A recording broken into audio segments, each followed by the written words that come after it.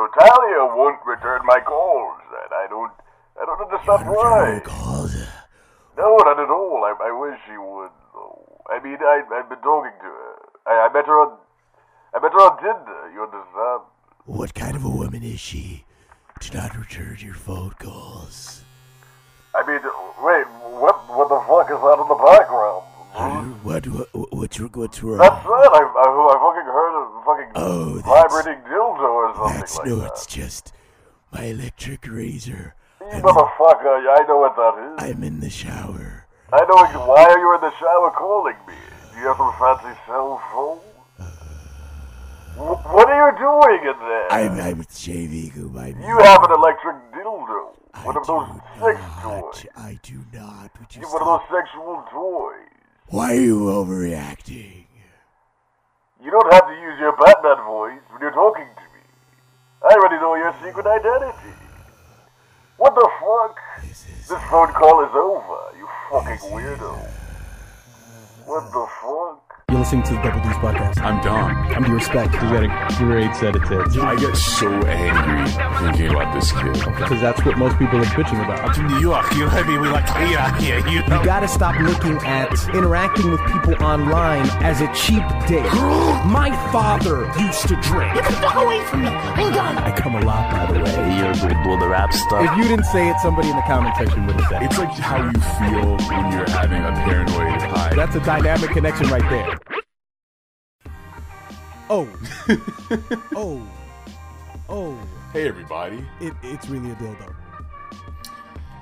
They're not that loud, dude. I don't think they're that loud. You're listening to the Double D's podcast. I am Dom. I'm D.respect, everybody. Hey, now that I feel comfortable and I'm Dom and I'm out now, I just want to let you guys know I like dick. All right, guys? It's out there. You guys already knew it. Do you dig dick this week? I dig dick every week. Do a Dom digs on dick then. Do a Dom digs on dick. Well, first of all, as Dom, I want to let you guys know that if you're listening to the Double D's podcast via iTunes, please subscribe. Please review us. It helps the podcast out so very much. Other things that help out so very much is sexuality. Sexuality is one of the things that keeps society going. Some people say that not being able to procreate is ungodly, but I beg to differ. This week and every other week of my life, I dig dick. And yes, I won't be able to have a baby, but it's just what I like, man. I dig it. Horrible. Well, if you put me on the spot, I can't really, just... I think a D request on dick would be like, you get the sounds in the beginning that pew. Brrr.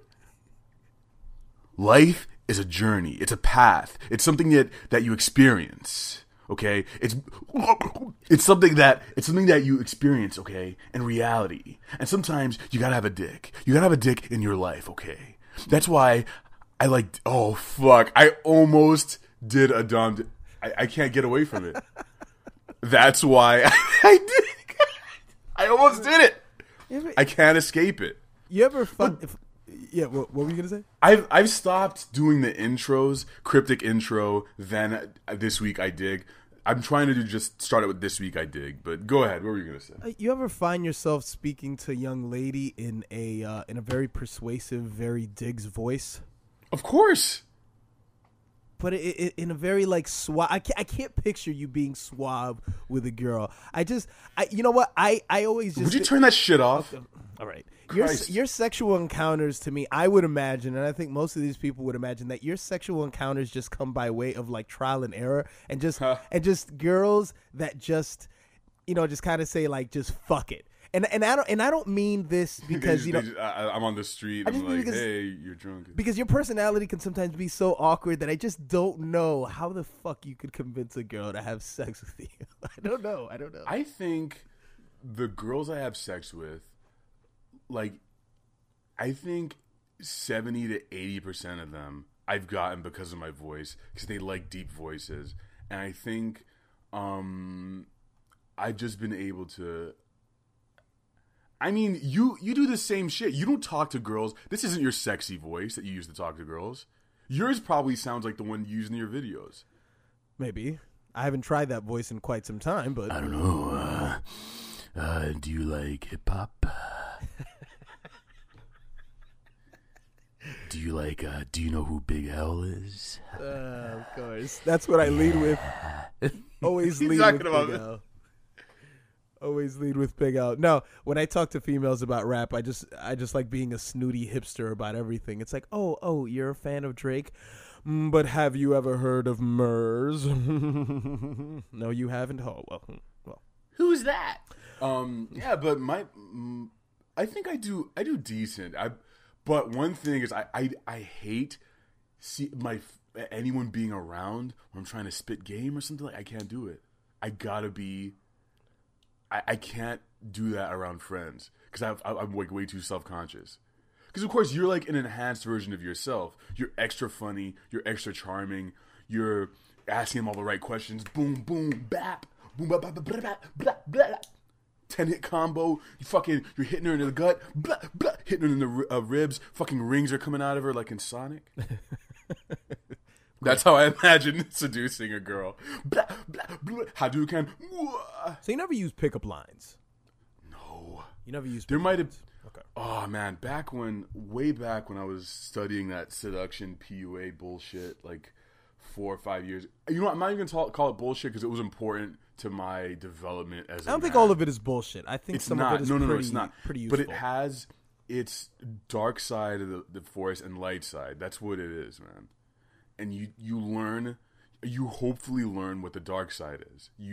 I would hope that whoever's studying that shit, you learn who the shysters are, you learn who the bitter, sad men are, and just avoid them. Because there are very happy men who are on there, happy men.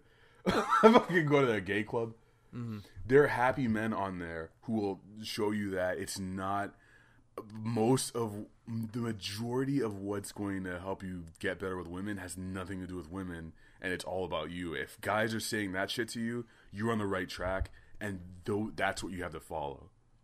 And so like back when I was doing that shit, I think I would go out and try and talk. I'd give myself the little quest, like, okay, go talk to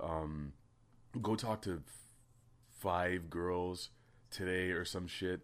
And they have what they call direct game and indirect game. Direct game is like you walk up to them and say, "You are so beautiful. I can't believe it. Blah blah. Can I just get your number?" Blah blah. That's direct.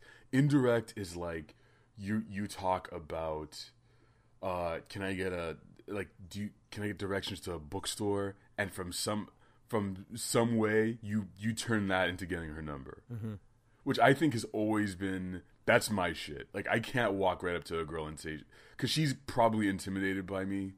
The moment because I look like a fucking serial killer. I have I'm like staring.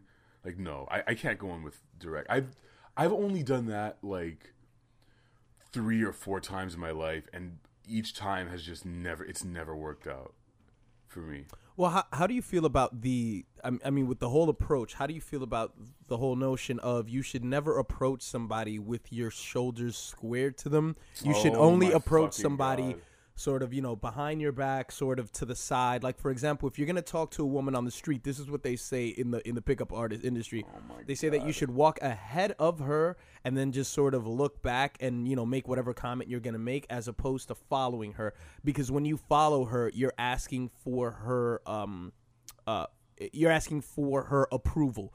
And I think it's way more simple than that. I think it's just you scare her. My experience has been it's better for them to see you, because then you're in their vision. They know that you are a thing that exists, and they don't have to be immediately scared because you're there. You're already something that's in the background. When you come up behind someone, just imagine this: you're walking down the street, you get the tap. When you get the tap, immediately you're on alert. Whether or not you want to admit it, you're like, what is behind me? It could be anything. What am I turning to see?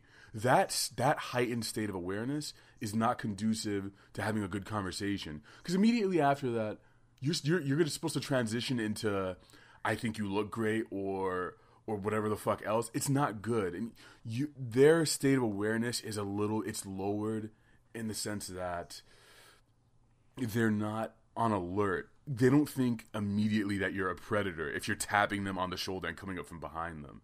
If you're to the side of them or in front of them, you can approach them a little more safely.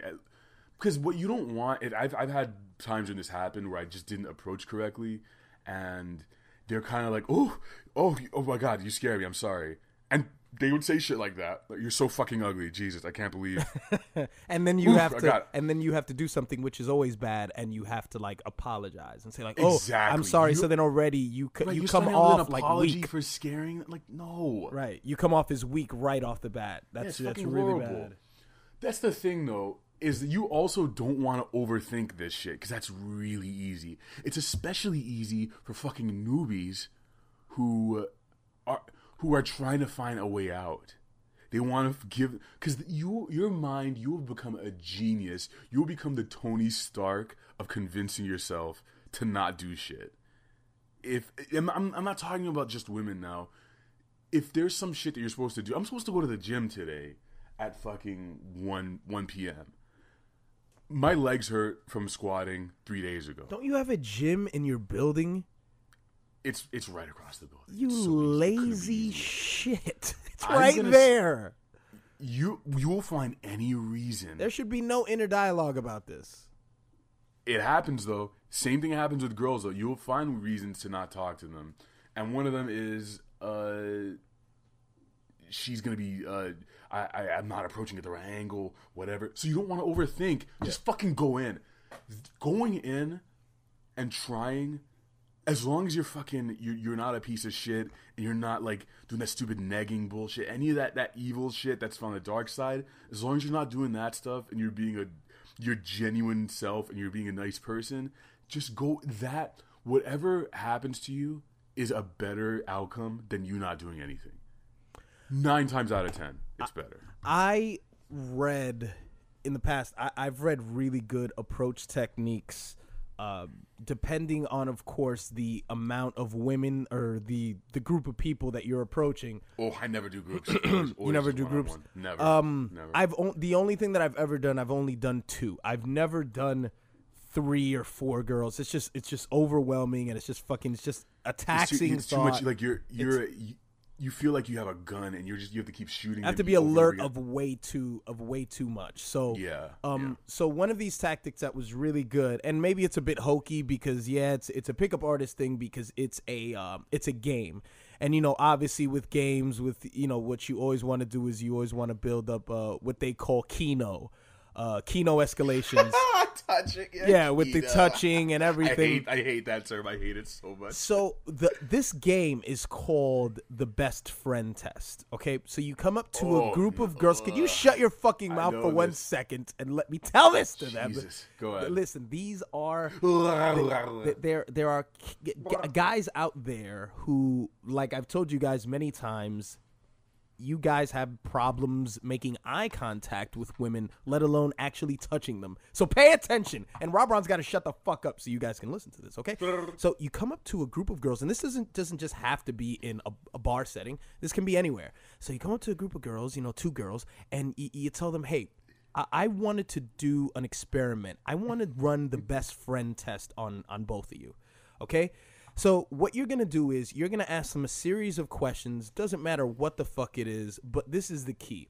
The key is that you're going to ask them a question, and what they will both automatically do, because you could imagine any 2 girls doing this if they're very cool with each other, is you ask them something like, what's your favorite shampoo? Right? You ask one of them, what's your favorite shampoo?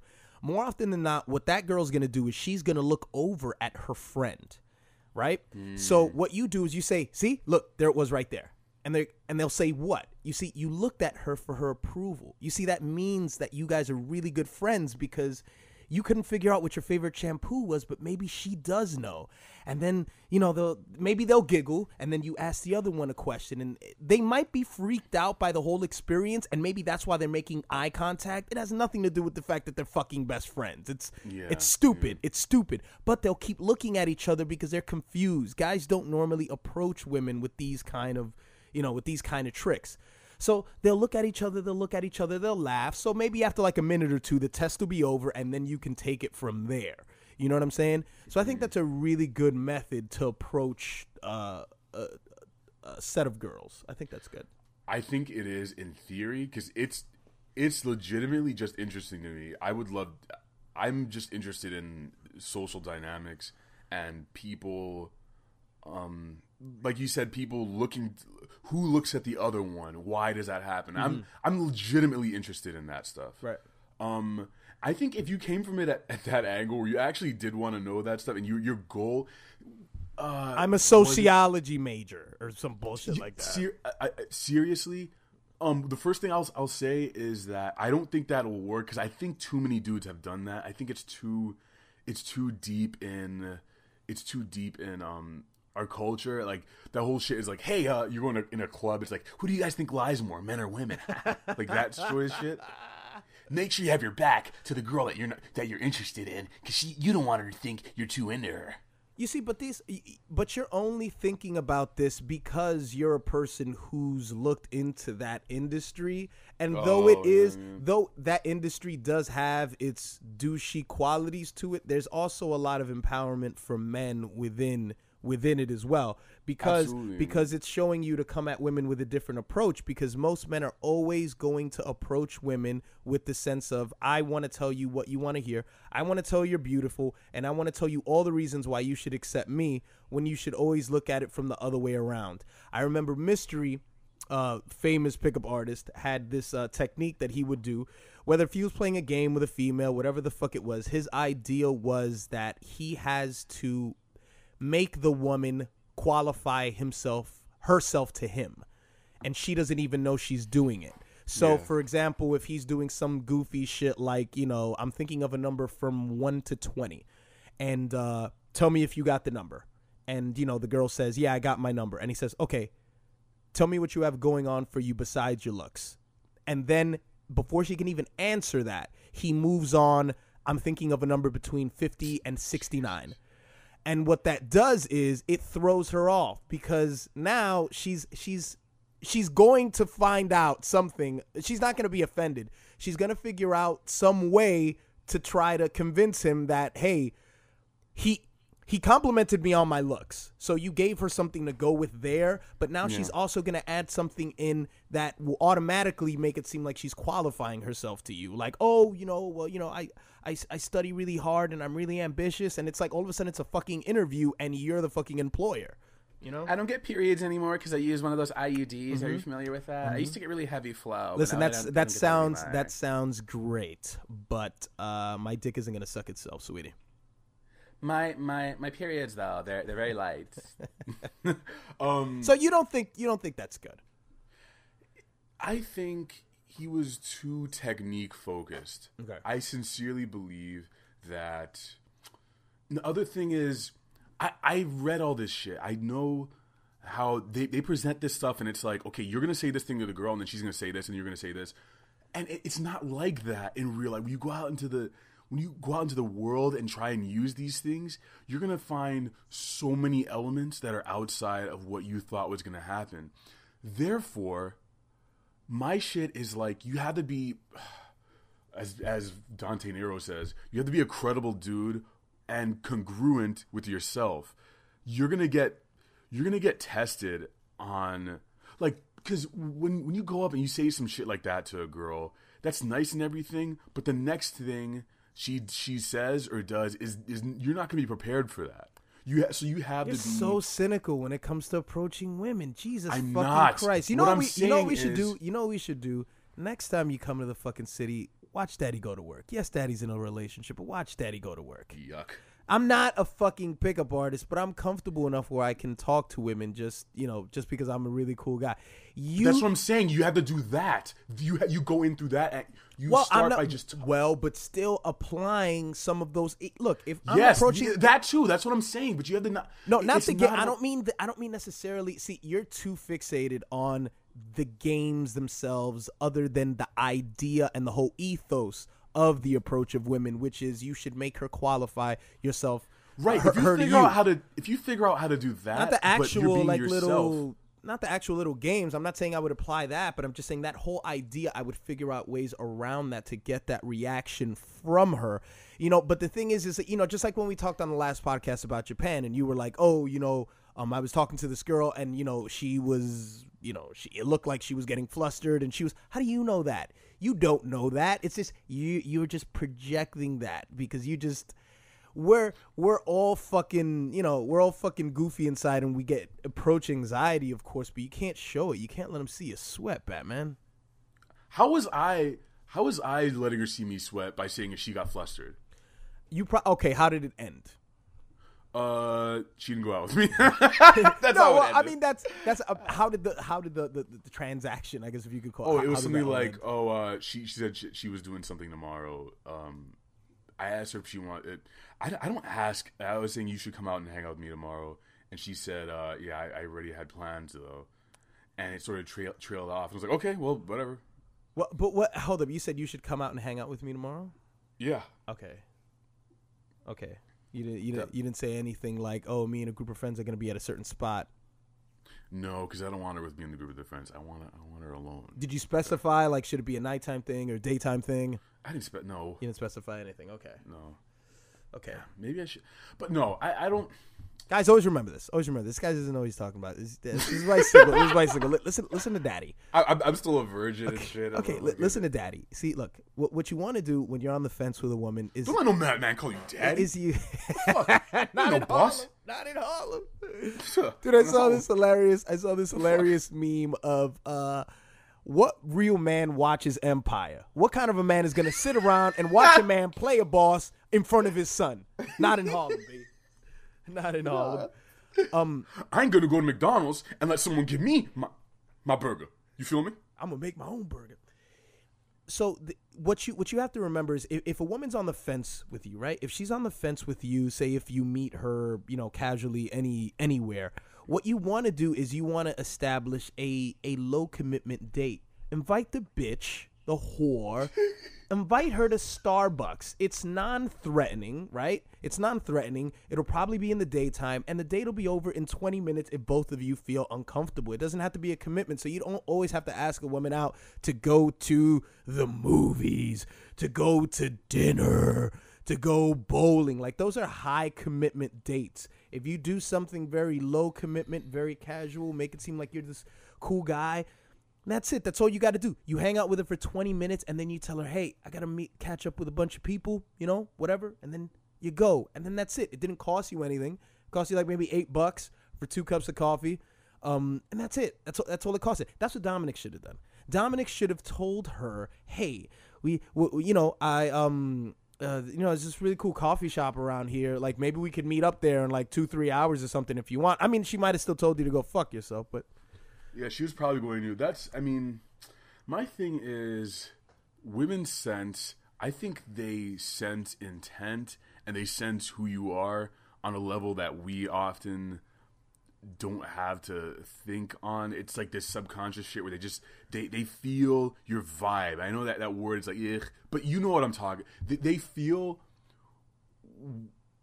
who you are, and like I think they just know, or they're saying in their mind it's a yes or it's not. Mm-hmm. And I think she would have gone out of her way. She would have been like, okay, cool. If she was interested, she would have done it. It just didn't happen. But what I'll say is you're right. I should have maybe specified some sort of event or some shit. But ultimately, it's like, you also have to not fixate too much on what you did wrong. Yeah. That's important because you might like beat yourself up about some shit. It's trial and error, I guess. You know, it's okay. Look, it really is. It's such a numbers game, dude. You know, the other day I was watching.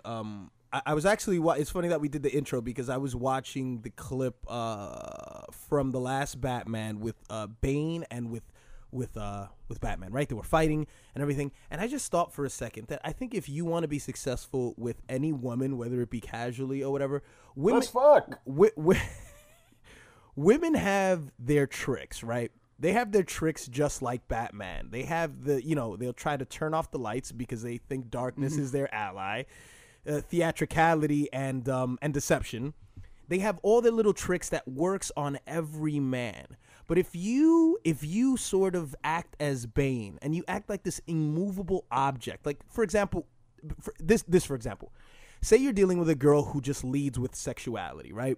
A girl who, with everyone, she is very sexual, and we've all had girls like this, and girls like this are very confusing because they give you the impression that they're interested in you, when they're probably not. They're just maybe they've got father issues, and sexuality is nothing for them. You know, they'll fuck a guy at the drop of a hat. Maybe they won't, but they'll definitely open up to a guy after knowing him after like a week, and they'll say things like, "Oh, I need some dick." Doesn't necessarily mean she wants it from you, but the way you get in with a woman like this is you act as Bane. When she tries to use theatricality and deception, when she tries to use darkness as her ally, you continue to act the way you normally act. You don't act out of character and act the way other villains would react when Batman turns off the fucking lights. You don't panic. You don't do what Batman wants you to do. You just fucking stand around and just, if she tells you some shit like, "Oh, my clit was pierced," you know, I have a pierced clit, you just go, "Okay, that's interesting," and then you just move on to something else. Continue to be yourself, and that's how you break through. So when you meet a woman on the street and she tries all her little tricks, you have to continue to remain to be the cool and interesting guy that you were before you guys had that conversation. That's and just say, "Oh, so you think darkness is your ally?" Literally do that. I love how we're the enemies, they're the good guys, and we're the bad people in this analogy. Yes. Like all we want to do is break their back and throw them down the sewer at the end of the day. Yeah, basically, because that's what it is. Because you are the aggressor. You're the bigger person here, and I think that's how you gotta approach it, man. You just gotta see women differently. But ultimately, Batman kills Bane, though. I don't want to get killed.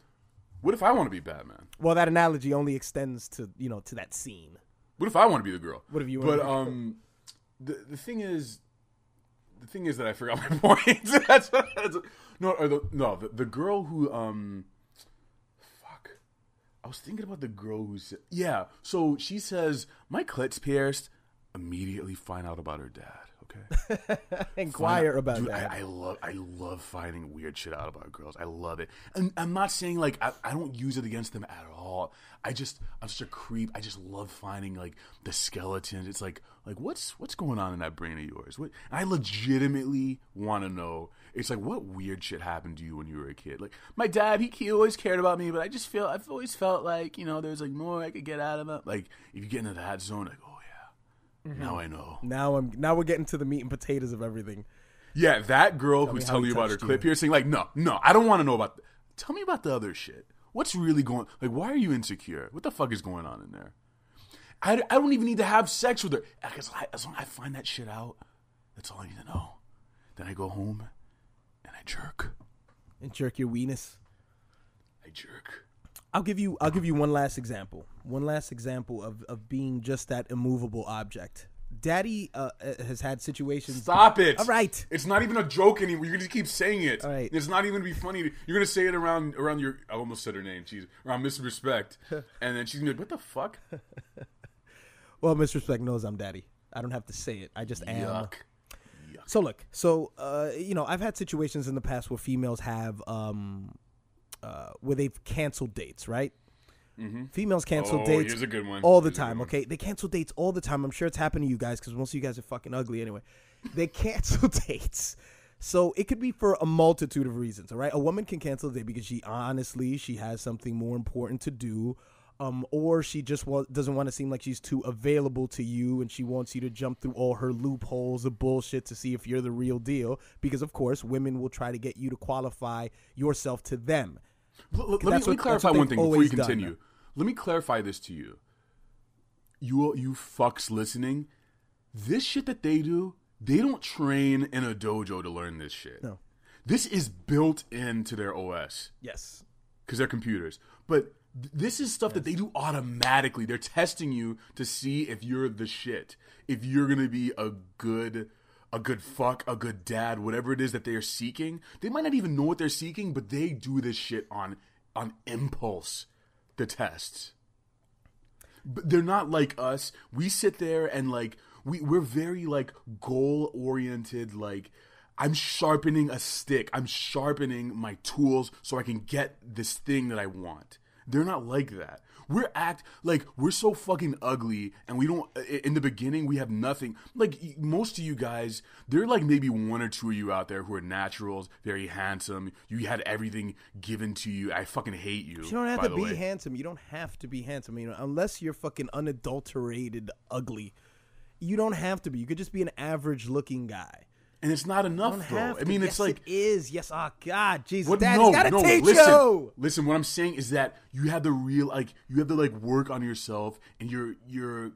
Why the fuck are like dudes trying to learn these techniques and shit? Because they had to like earn self-confidence and all that stuff. We have to work at it. Well, look, it's a process. Well, look, okay, look. But before we get into that, look, just let me finish this little thing. Okay. Yeah. All right. So she cancels dates. These are the reasons why she cancels dates. Now, this is what most guys do, and this is what I learned because I did this once, and this was a big mistake. I didn't get to this girl because I acted needy when she canceled on me, and what I did was I said she canceled the date. It was probably like maybe 4 hours before we were supposed to meet up, and then she said something like, then I said something like, oh, you suck, whatever, you know, we can do it some other time. And she was like, yeah, sure. And then I said, you owe me.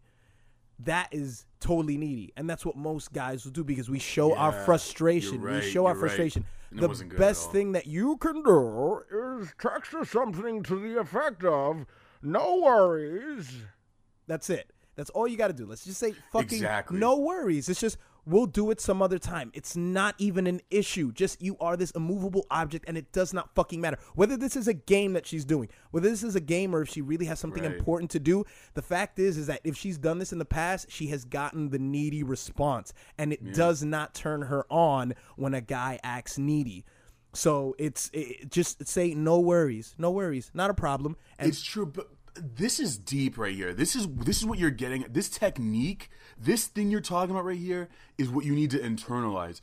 My shit is like internalize these concepts. Don't talk like technique is not important. What you have to understand is what is being communicated by your actions. What is on a deep level. It's like this guy who doesn't you don't really give a shit. Because what's important is like, okay, she's hot. Sure, okay, you wanted to fuck, or you just wanted to spend time with a girl because you're fucking lonely. She can't know this shit because it's gonna turn her off. You need to be the kind of person who's you have to mean it. Like I don't give a shit. Because look, the reality is, what did she do to make you care so much? She was born.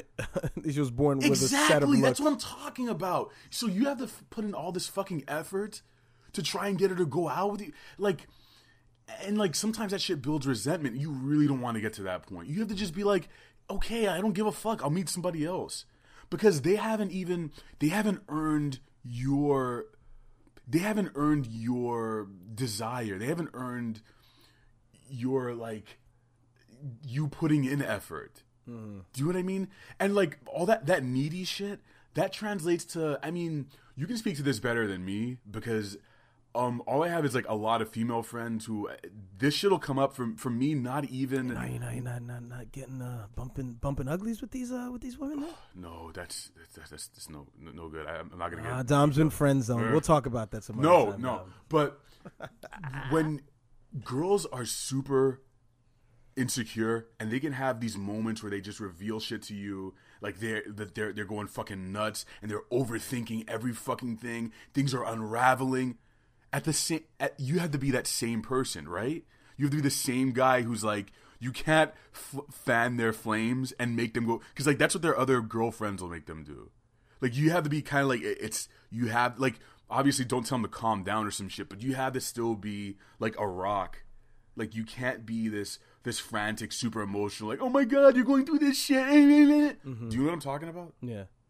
Yeah, you can't be like elaborate on this. I make sense. You can you just can't show weakness because the unfortunate thing is that all this in the beginning stages is always a game. Obviously, when you establish yourself with somebody, you don't have to play these stupid little head trips.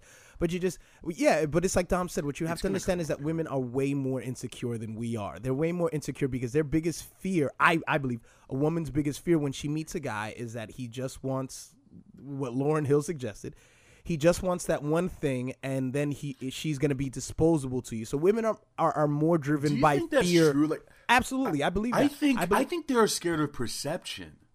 I think they're scared of being perceived like they're a whore or something. Okay, well, I don't think so. I tend to think it's a woman's afraid of being rejected herself. She's afraid of being rejected. That's why she has to play. Because they don't get games. it as often as we do. We get that shit every fucking day, like constant. Yeah. So if you're dealing, you might not always deal with a woman who's very insecure. Sometimes, very rarely, are you going to meet a woman who's very secure in her intentions and she doesn't lag on text messages because she's showing her intent and she doesn't have to play stupid little games where it's like, well, let 4 hours go by before I send him a text because I don't want to seem like I'm too available. A woman who's about her shit will just say, I'm just going to fucking text him because I can right now, and I don't care how he feels about it because I'm very secure in who I am. It's very rarely that you're going to find a woman that does that, but far and wide, you're going to find a woman that's going to play those little cat and mouse games because of that reason, because she's afraid of rejection. And you have to seem like a guy who has options. You've got to seem like you have options because if you don't, because what you communicated through that text, what I communicated when I said you suck, you owe me, is that I don't have other options. You are the only thing that I am banking on you to fucking to mate. I am banking on you right now. I have no other prospects. But if you did have a bunch of fucking options, you're just gonna be like, no worries, I'll just, hang out with somebody else. One time, this is what I did. And this is exactly what you should do every time. A girl was feeling very guilty about canceling on me. Eventually, I fucked her. I think she was just playing games. But she said, let's reschedule tomorrow. And the last thing that you want to do is say, oh, yeah, sure. I said, well, tomorrow I have plans. But let's see what we can do next week.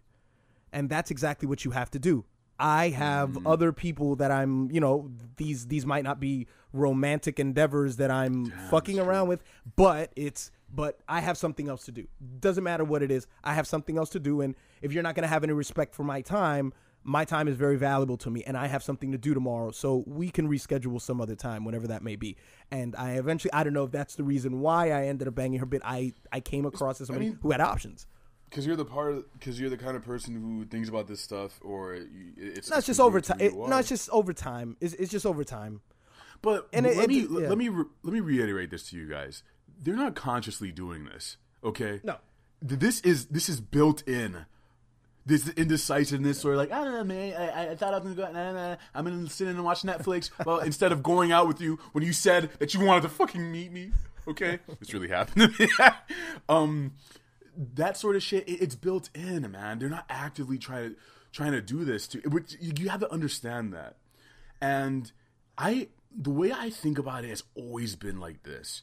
Your interaction, as soon as you start interacting with a girl and she shows interest in you, imagine that relationship with her is a person, okay? And it's a hostage. And you have taken this hostage. And you are a very bad villain, and you have a gun in your hand. Okay, this relationship you have with the girl, if this person representing this hostage is not her, obviously, it's the relationship. I have a gun to that thing's head at any moment. I can pull that trigger and leave. I don't give a fuck. Sometimes I just do it because she might say one word that makes me think it's a red flag. It's dead. I'll kill it. She might say that she didn't want to hang out tomorrow, even though we had plans. I'll say, you know what? No worries. Killed it. Right. I'm done. And here's the trick. No bluffing. You don't bluff. You fucking pull the trigger when you say you're going to do it. Okay. You'll find many times that after you do that, they'll try and resurrect this hostage that you've killed. At that point... How so? What do you mean? It's like, let's say you didn't want to go out with her. Let's say she flaked on you one time, and you're like, oh, I will never talk to this girl again. That's what I mean by pulling the trigger. Like, I'm done. I have other options. Even if you don't, I'm moving on. This is not worth my time. It's not worth my effort. You'll find sometimes that they'll be into that. They'll at least be into the idea that you don't need them, and they'll come back. Mm-hmm. but it's never over because you might have to kill it again. Do you know what I mean? It's this constant shit. It's like you might find another moment where she might flake on you fucking again. You have no clue what's gonna happen. And I think it's because she's trying to reassert her dominance. She's trying to get you to chase her again. Truly killing that relationship would be her trying to hang out with you and you just saying no and never letting her do it. That's not bluffing. I just broke my own rule. Does that make sense though? Yeah, they want what they can't have. Yeah, they want what they can't have, man. And even if you you make yourself this mountain that has to be climbed, no relationship's gonna come out of it, because she's just, she was chasing you and now she caught you. That's other shit that concerns me, man. If you're looking for a girlfriend or something like that, I feel like it shouldn't be that tough. You might need to do like a little bit of gaming in the beginning, but I feel like you shouldn't have to do. Yeah, but I think it's a good sign when you shouldn't have to do too much of that. Right, stuff. That's what I'm saying. It shouldn't be. It's like, and if you don't have to do that and things gel together, and you just have this feeling like this chick is fucking. She's not trying to get me by saying by doing weird maneuvers in the beginning or waiting 10 days to text me. If you're not getting that, that's probably a good sign. Mm-hmm. But on the flip side of that, of course, I'm thinking it might lead to like complacency in the beginning. It might be too easy. Is that a thing? Or it's just too... Might it be too easy? Maybe. It might be. I mean, or the worst case scenario is it's just because she's very comfortable because she's not romantically interested in you. There could also be that. Yeah, man. There could be the girl who's like very touchy-feely with you, but it's only because she doesn't see you as a threat. Oh God, that's basically the friend zone shit, and I hate using that term because it's not friend zone. She just doesn't fucking like you, man. Like, just fucking like stop it. Before we move on to our next topic, we've been talking about girls this whole episode. Yes, we have. God damn, talking about if we affected lady. Let's give a nod to Bill Burr at the count of 3. 1, 2, 3. Ladies. All right. We lost 10 subscribers just now. All right, let's give before we move on off this topic of girls for a few minutes, I want to talk directly to the guy who's in the friend zone situation. Okay. He really likes this girl, and he's been giving her so much time and effort and cash or whatever, dinners, and she's out fucking other guys in front of him. Mm-hmm. Talk to that guy. What does he do? What does that guy do? Because we have at least one of those dudes listening right now. Yeah. I mean, and we've all been those dudes. I think that this comes. I think that this comes when you have a very friendly personality. Yeah. This happens a lot. I think I have a very friendly personality, and sometimes I've been put in the friend zone, and sometimes I just have girls that are friends that I was never interested in. But this normally happens at the beginning when you don't state your intent. When you make it clear. When you don't make it clear to a girl that that you want to be seen as a sort of as an alpha male in her presence and not just her friend. If you're too willing to go, I mean, this can easily happen, say, for example, in school. In school, it's very easy to fall in the friend zone with somebody because, just studying and like with notes. And if you're very subservient to her and it's like, I got the note. Don't worry. Yeah. Don't worry. You can, you could stay home, stay sick. And, you're willing to bring things to her and always. You bring in her soup after she just fucked like 2 dudes. Exactly. Yeah, it's you think in your head that this is you showing signs of, being a good companion, but what you don't realize is that she wanted a challenge. She wanted a challenge, and not necessarily a guy who's an asshole to her, but again, a guy who has options, and that's what assholes sort of translate to women sometimes when they treat a woman when she's when they treat her like she's not such hot shit. I knew a guy that I worked with that he would insult females in a very gentle way. Like, he would insult them and they all fucking loved him for it. Like, he would make comments about their hair. You know, he'd say like, why don't you, comb your hair today? Like, it doesn't look as good as it did yesterday. God, you know that just destroyed them too. Yeah, but at the same time, he's saying that your hair looked good yesterday. It's not up to par today. Fix it. See, I bet that, like, here's why the negging in this shit, I'd say never do it, because that dude, that's probably natural to him, right? He probably just did that shit. Yeah. His personality. You know what else do? Like, gay dudes do that. You ever seen a gay dude who's very cutting? He's like will cut someone very deep. Well, I wouldn't say you're cutting, Dom. All right. Whap, whap. All right, go ahead. Continue. But do you know what? I've seen gay dudes do this, and they're like, "Girl, your fucking hair like yesterday." Yeah. Like, and then they'll just be laughing, but they're like, "Oh yeah, you're such an ass. Oh my god, this dude is such an asshole." Like with that sort of shit. Mm-hmm. Yeah. Yeah. Yeah. This. Well, I mean, hey, look. I mean, obviously, the gay dude has no interest in her, just like maybe what she might think. There's something to that, though. The asshole has no interest in me. Oh my god. Oh my god. There has to be something to that. Yeah. So the friend zone guy, see, look, I'm not one of these people that says that you can get yourself out of it. Don't even fucking waste your time, man. Just fucking walk away and just learn from the error of your ways and just move on. That's all. Yeah. Or just, I mean, if you want to, you could also have a frank discussion with this girl. You're like, you could ask her, like, do you see me as do you see me as more of a... Actually, no, that's not a good idea, asking them for advice on this shit. What I will say is that it's your fault. I'm taking this from Beige Phillip, one of the Beige Phillip. It's your fucking fault, okay? Don't ever be one of these fucking... Like this guy who killed people in Colorado because he said that girls don't like me. Girls don't... Never blame them for this shit. Seriously, it's your fault. You didn't do something right. You weren't good enough, okay? You can improve yourself and do a better job next time. It is never their fault. And don't ever say, I did this for you. I did this. Why didn't you give me that? That is fucking bitch shit. Mm-hmm. Don't ever say that. And now that Dom has shelled out all this advice about women, what's your current state with the ladies, with the goyles? I'm single. No, I mean, sometimes. Do you have a team? Yeah, kind of. You have a team. How large is your roster? It's like the Avengers. How large is it? It's a few. 2 to 3, maybe. Yeah, something like that. Okay. It's like man, I wish I could make a clever Marvel analogy, but I just can't. It's like the Young Avengers. It's like you read it and you're like, okay, this is decent.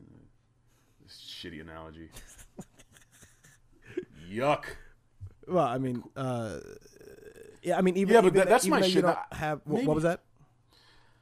I think I have like a primary. I'm such a nerd. I have a primary unit, but I think I think maybe I'm ready for something that's like one steady, but at the same time, I'm like, if I get into a moment where I feel like I'm not respected, or I didn't, or they're just not. They're not treating me a certain way, I will just leave. Like, I'm not willing... Like, I don't want to be in a relationship bad enough to stay in a bad situation. Do you know what I mean? Mm-hmm. Like, it's just not... Like, I will do it only if it's super convenient and it's easy for me, and I think I'm gaining something out of it. Because otherwise, it's cutting into my time for this... DSC shit, hanging out with my friends, all that stuff. Well, I mean, otherwise it's just cutting in. Obviously, initially you don't know the bullshit up front. You have to sort of dig. Get it? You have to sort of dig through a couple months to get to the bullshit to find out if it's valuable or not, I guess. That is true. Because in the beginning, you're super happy and you call him every day. Hey, how was your day? How was your day? You doing okay? I hear you're in a relationship with that Japanese woman that interviewed you on her podcast last week. Yeah. Actually, we're don't do the voice, please. No, I'm not. I'm not gonna please, do I it. swear to God. Let's actually, fucking talk about. Yeah, what I wanted to talk about also is Did you happen to see this Justin Bieber roast? I saw a few of them. I saw Hannibal's set. I saw Martha Stewart's fucking killed. Martha Stewart killed. Wasn't Shaq on it? Shaq was on it as well. He was reading off a teleprompter. Justin Bieber, you don't sing good. Ooh. I don't think Shaq was that bad, man. I think the worst person was Ludacris. Ludacris was did it come off horrible. Did it come off as not genuine? I saw like one or two of the jokes. It just seemed like it wasn't. Shaq's? No, Ludacris. Yeah, Ludacris is just what surprised me the most about Ludacris was just you would think that his delivery would be a lot better. I mean, if you guys remember when Ludacris dissed T.I., and Ludacris had the greatest, just like the most simple line at the end of it, but it just went off so well. What did he say? At the end when he said, "So please stay off the T.I.P. on my dick." It was great. You know what I'm saying? You're right, though. So He's a rapper. He's like this goofy. Man, that dude, I know he came out, briefly, I'll talk about this. I know he came out with a new album, but that dude I don't even see him as a rapper anymore. Well, he's not. He's not really much of anything. I guess he's just one of these people that, don't get me wrong. Ludacris had his years where, I mean, like Kevin Hart was the roast master, and Kevin Hart said it best. He said, "Ladies and gentlemen, one of the most successful rappers of 2001." Ludacris. That's funny. Yeah. So Ludacris had his, about 3 to 4 year window. Yeah, man. And when then I was after in 8th grade, killed chicken and beer. Yeah. Killing. Yeah, so but I don't think he established himself as like a staple. I think he established himself as like a second tier sort of superstar within hip hop. I don't think he should be burned on a stake for pimping all over the world. Hey man, everybody's got to have that R&B. And yet, and still, you wouldn't believe your eyes if you went to Brazil. He said that. He said that in a song. I swear to God, that sounded like some shit from kindergarten. Well, the funny thing is, did you see Snoop Dogg's roast? No. Snoop Dogg, I believe he quoted Ludacris from Area Codes when I think Ludacris said there's hoes over here. It's something like there's hoes over here, hoes over there, hoes over here. He said, "Nigga, are you a rapper or are you Dr. Seuss?" Exactly. Oh my God. And then he also dug into him because he said, "I love that song when you said if you a pimp and you know you don't love them hoes. That sounded real great if I hadn't said it 15 years before you did." Oh man. He said, "Stop by my shit." Let's kill it. But I thought the whole thing was great. Yeah. I liked Hannibal's set. He just went in on that comedian way where it's just like, dude, I just don't like your music. Yes. I don't like it. Yeah. It's not good to me. It doesn't sound good. Yeah. I don't like it. Natasha Leggero made me laugh the hardest. Natasha Leggero had the best, the most well-written joke of the entire night. Which one was it? She said, she referring to Kevin Hart, she said, "Kevin has a Napoleon complex." And then she said, "Ludacris." No. Okay. She said, "Kevin has a Napoleon complex." She said, "Snoop, Napoleon was a ruler of France. Ludacris, France is in Europe. Justin, Europe is a continent. And Shaq, continent is not a free breakfast." It was like, man, she connected it right. Just bam, bam. And it's like, it wasn't raunchy. It was just very clever. Yeah, very well written. When she said something about Justin Bieber and she's like, "Time flies when you're a piece of shit," I just laughed so hard, dude. The way she delivered that, just killed. But, I mean, do you ever imagine yourself way in the future, like 40 years from now, you're like, the roast of D.Respect? Just imagine, okay? Imagine you're like. This is what I think of the roast of D.Respect. That's what I think. Would you do you imagine? Like, I tried to pretend it's like if I'm sitting up there and people are frying the shit out of me, like the roast of Don. And like, you imagine yourself like laughing, like I'd be so uncomfortable. It would be so uncomfortable because it's like, because people are gonna. You know what? It might not be so uncomfortable because you know what people are gonna dig into you for already, because you don't. Yeah, but they might pull out some shit that you think about yourself every day that you're super insecure about. They're just gonna. Well, this is what I often think about. I mean, I often think about in roast, like, is there some sort of? I guess there is, like, you sit down with some lawyers who maybe they say, well, you know, we can't talk about this. I don't know if that happens, but no, man, they talked about Selena Gomez fucking some, I don't know, being a Mexican maid or some shit. Fucking an old dude. I know they did. I was wondering whether they were gonna mention the whole lonely nigger, one less lonely nigger video. Martha Stewart sort of touched on it, and Kevin Hart. No, Kevin Hart at the beginning said, you know what it is? You put out that video. You know what it is, man? They can make the jokes, and but I heard a lot of comedians saying shit like my set was like 15 minutes long, but they choose the jokes. So it's like you have the event that's for the people there that's way longer than what's televised. It's longer than an hour. So the lawyers, what they're probably doing is saying that this joke won't go to post. Mm-hmm. And it's fine whatever the fuck you say, but it's not going to the final product. I believe what's the name of that SNL kid? That young guy. Pete Davidson. Pete Davidson. I saw somewhere that he made a joke about. He made a joke that didn't air. What, 9/11? No. Hey, look, when Chris D'Elia is talking about ISIS, yeah. I think you can talk about 9/11. I think the grace period's over. Man, I'm Pete Davidson. well, I forgot what the joke about Pete Davidson was, but I did like Hannibal Buress. Guys, we're gonna put a link of the roast in the description below. If you guys haven't seen it, you need to check it out. It's hilarious. I'm just a fan of roast just in general, but Hannibal Buress, when he was talking about Pete Garrison's, he said, "I don't like your look. Like you just have this very vague face." He said, I'm not saying you're not a good person, but it's just like when I talk to you, I don't have fun. Like I don't like it. I don't like it. He kept emphasizing, just like with Justin Bieber's music, he just said, I don't like it. I don't like your face. Which I can imagine. I can imagine Hannibal before just writing this. Like I just want to just plainly tell people. Like I don't even want to get all complex about. I just want to tell people I don't like something. I think that would be very funny. No one does that. You know, comedians are super self-conscious and overanalyze everything. And I just imagine like a Pete Davidson, like the next time he talks to him, he's gonna be thinking like did you mean that shit? Like what that really just cut at me. I'm just thinking about this for days. You know they internalize all that stuff. Somebody made fun of Pete Davidson's dead father. His father died in 9/11. Yeah. Forgot who said it. Maybe it was Natasha Leggero. I can't remember. But somebody made no wrong though. Oh no, I think it was she Jeff Ross. Oh, she's hot. She's extremely hot. Yup. Dom and his white chicks comment section. I've been getting that shit on my YouTube. You know, I'm like a YouTube tyrant. I comment on every video I watch, and people are just like saying Dom and his white chicks when I'm talking about a black girl.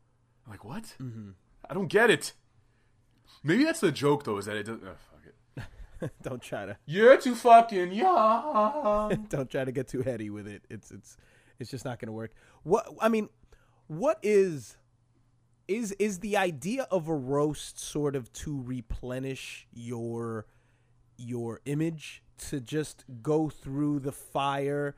These are the worst things that people could possibly say about you, and it's in front of your face. All right, we got it out in the open. That's it. I think it is that, or do you just want to sit there and hear people talk about you? Is it a narcissistic thing? It's that too, man. Because like the Flavor Flav roast, he's like sitting on a giant clock.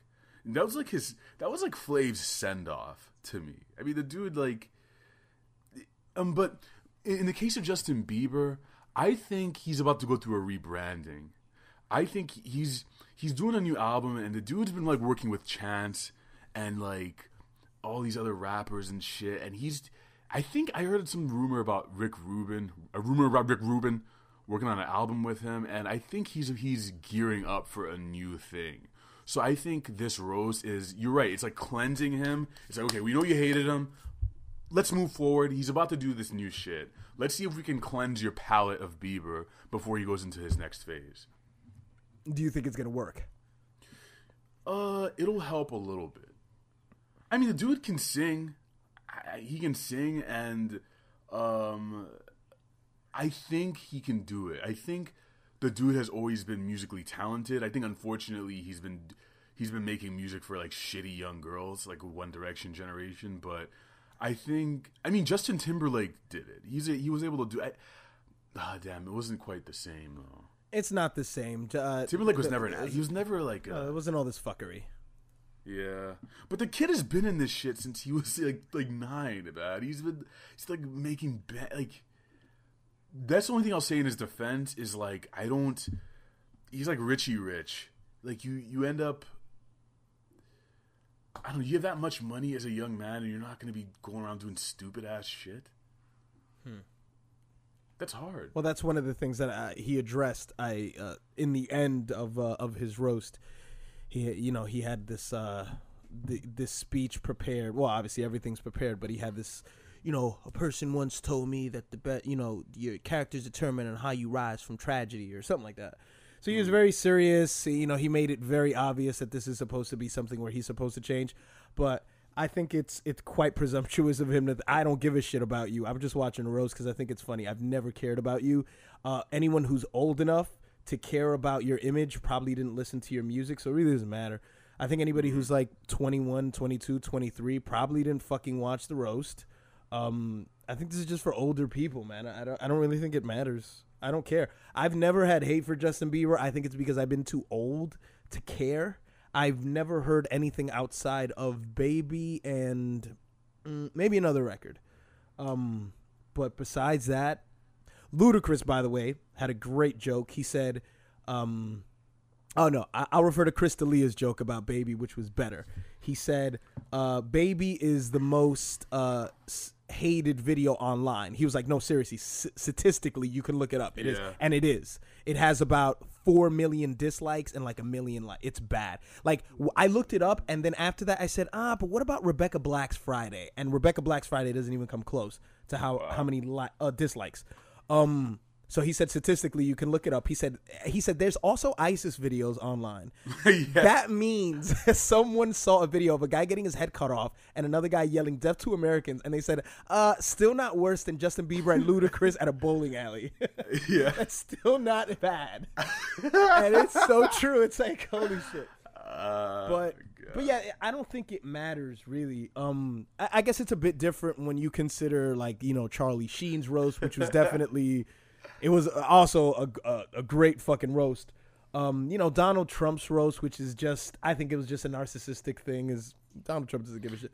They probably weren't able to go in as hard as they wanted. Oh no, did you ever see the Donald Trump roast? No, I don't want to watch the Donald Trump roast was so good, and the highlight of the roast. Oh really? They went in? Cool. Oh yeah, of course they did. They go in on everybody. The Donald Trump roast was great because of the situation. The situation. Oh, when it was really bad. Man, it was. So I remember that he was like, yeah, his wife loves money, something like that. I love this situation thing because like fucking bless him, because he just didn't seem he's too confident to bomb in his head. Yeah. It's like he couldn't feel the bombing. And that's so true. That is so, because he's such a true. dummy that he could not process the idea of people hating what he was saying. Because he's like, I'm killing this shit. It's the confidence of a shitty guy. Yeah, which is the guy, and the situation is the guy that fucks your bitch that we were talking about before. That's the guy that fucks your bitch because he just doesn't know any better. He is an immovable object. It does not matter. I just found it doesn't matter. I just found a woman's hair on my keyboard. It is a long black hair, and I don't know where this came from. Jesus Christ. Then cut to some fucking Columbo motherfucker coming in your room and then finding out that you have a murdered white chick in the closet. We have reason to believe that you have Darlene in the closet. All right, guys, that's the show. Thanks for listening. You hear a little knock on the door. You hear that? Oh, boy, I'm in trouble. But the situation, there was this one moment in the roast where the crowd was booing him. It was bad. It was that bad. The crowd was booing him, but the situation just had this awesome reaction. He goes, "Oh, hey, what are you going to do?" He said, "Oh, meatball spaghetti." I love it. It's just like, hey, fuck you guys. But it was really good, though. But let's get that in the show notes as well. You guys can watch that. If I were to roast you, I think that would be pretty fun. I'd like to fucking set you on fire. And it would hurt. It would hurt. I wouldn't be able to talk to you for like a day after. You would, okay. Well, maybe we'll make that happen. Like, look at you fat black piece of shit. My God, Greg Giraldo. He's oh my god. He looked at Flav. He was like, "Look at you. You look like a turd with teeth." I died. Like, oh my fucking god. How about Pete Garrison, who told Shaq, Pete Davidson. You keep fucking it up. He told Shaq, "I'm glad you could take time off from hurling barrels at Mario." That was so fucking racist. Shaq, I think if you guys watch the roast, I think Shaq is the one person out of all of them that I swear to God, I at least believe that Shaq genuinely either he doesn't care or Shaq is just this. He has thick skin. It just Shaq looks like he wasn't bothered about anything that was said about him. He was probably high. He was just really laughing at it, like, oh, that's really high. Oh, high? You think so? Shaq is too big to get high. Yo, he probably needs fucking like 10 fat bloods. Like, Seriously, man. It hasn't gone to my bloodstream yet.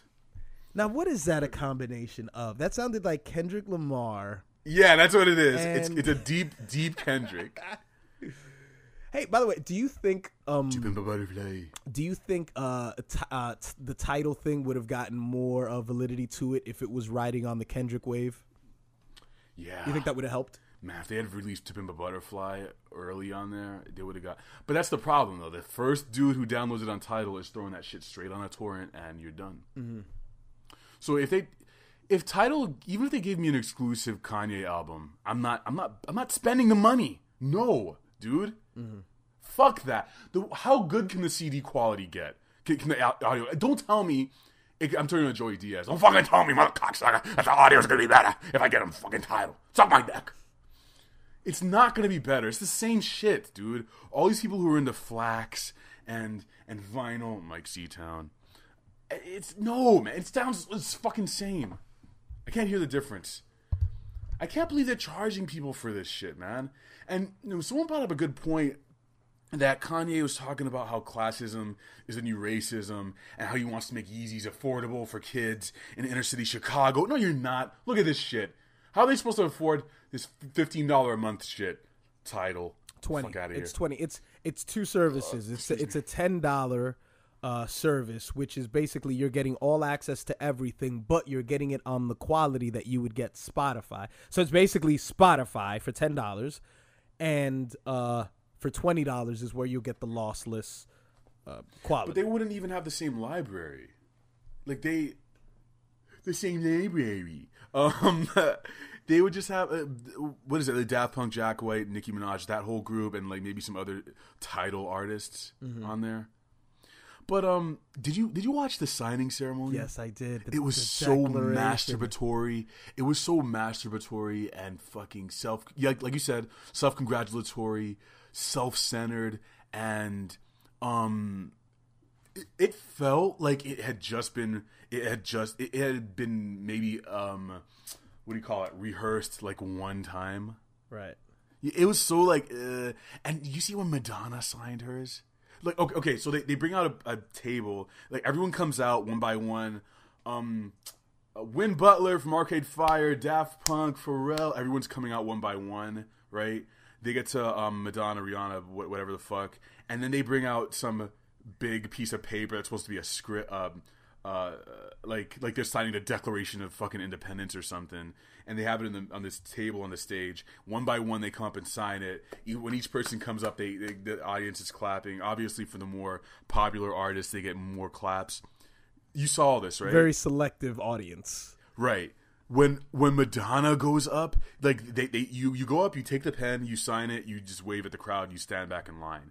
Madonna goes up and she does the douchiest. I'm gonna throw up. She goes to the table and she uncaps the pen. She throws her leg up on the table like she's about to fuck the table. Really? And then she signs it. Oh wait, I gotta see this. You gotta see this, dude. Okay, hold on. Type in Madonna title signing. Title Madonna. It is yuck. And it's just like the most attention grabby, attention whore. Ugh. Hold on. Oh, this is the actual thing. Oh wait, no, it's got a lot of dislikes, so that can't be real. Madonna title signing. From what I understood, that there was yeah. On Telegraph. Look on the first video on YouTube. That's the one that maybe it has dislikes because of what she did. Maybe. Yeah, that's what it is. Okay, hold on. Someone said, "Great, now that table has herpes." Okay. Yeah, this is the video. We'll post this in the show notes as well. But oh my god, it's just, yuck. Okay, this is in the middle. Okay, yeah, so they all do the signing. Kanye's signing it right now, and here comes Madonna. Yeah, I'm strutting. I have to do it my way, the voguing way. I'm so cool. Hey, it's weird because like Chris. What's that? How about the idea of what's going on through Usher's head? Look at Usher as Madonna's walking back to the line. Oh yeah, Usher's. He's thinking, "Let it burn, let it burn." What does he think? Let me look at his face. He's wearing shades. It's kind of hard to read. He's like, "You stupid ass bitch." I like how Nicki Minaj and Rihanna just signed the fucking paper. Right. As overtly sexual as Nicki is. And she's like a nice lady. Just her delicious fat tits are out. Yeah, she just signed, and Rihanna does it too. She just signs a goddamn paper. God, why she's is sexy. Chris Martin? Like I said, it's not prepared well. He's on Skype. Yeah, but he's looking at the screen like he's not sure of what he's looking at. He's totally fucking confused. That's what I'm talking about. This shit wasn't prepared well. Dude, I mean, look, I understand, and I think that this is all just, obviously they haven't really answered any questions as to what really, it differentiates it from Spotify and why it is better than other music streaming platforms. Look, music with J. Cole. It's just, the only thing is, look, we're rich, important, successful people, and we're signing this. This is a declaration. This is a huge moment in human history. Even if it's not, we're going to create the illusion like it is. Yeah, that's what it is. See, but the only problem is that people can see through bullshit more than ever now. Like, we're too, you know what? In order for you to ride the wave, this technological wave, you also have to understand that as people become more advanced technologically and intellectually, we also become more cynical. Yeah, but people feel your bullshit. They know, man. They know. They know when they're getting a bum deal. So what's that speech from that Charlie Chaplin movie? It's that cleverness has made us unkind. We think too much and we feel too little. And it's absolutely true. It's a fucked up way to sort of view the world, but it's true. So that's what, when you put out stuff like this, that you're trying to make it seem like it's a very artist-driven thing. Like you saw what Alicia Keys said. She was like, oh, she quoted, who was it? She quoted Nietzsche. Sounded like she said Nietzsche. She quoted Nietzsche and she quoted like Marvin Gaye. She tried to make it, give it this poetic touch kind of, and make it seem like this is all about the artist, but this is just a business venture. Just sell it to us like what it is. That's all it is. If they did that, yeah, you're right. If they didn't add this extra shit, this detritus. Well, I used a big word just now. Wow, that shit just came out. I wasn't even trying. What would you say? Detritus. It's like. I thought you were gonna say a trident. I was like, no. Detritus. Detritus is like it's like shit that just washes up on a beach. It's like a bunch of crap, like wood and like burned things. Anyway, they're adding all this extra shit, like all this extra meaning that's there. It's like, no, how about you just tell me that you want fucking more money? You probably would have done better that way. Don't tell me I'm gonna get a better sound quality. You want more cash, and you want to sit there and jerk off with your friends in a circle, which is fun, but I don't want to have to pay for it. Assholes. It just raises too many. It's just, I don't know, man. It's just when you put people together that are this successful and you put them on one stage, it just screams elitism. And what I could definitely see in the future is I could see, well, you only get the full quality out of Tidal if you get our Tidal headphones. Only then will you get that real lossless quality. So it's almost like what Apple tends to do, which is if you've ever seen Apple TV. Apple TV is the dumbest fucking thing in the world if you have a Comcast dongle. Because if you have a Comcast, if you guys don't know what it is, Dom, you know what a dongle is. I got one in my pants right now. Boom! Hey, what are you gonna do? Go ahead. Nice job situation.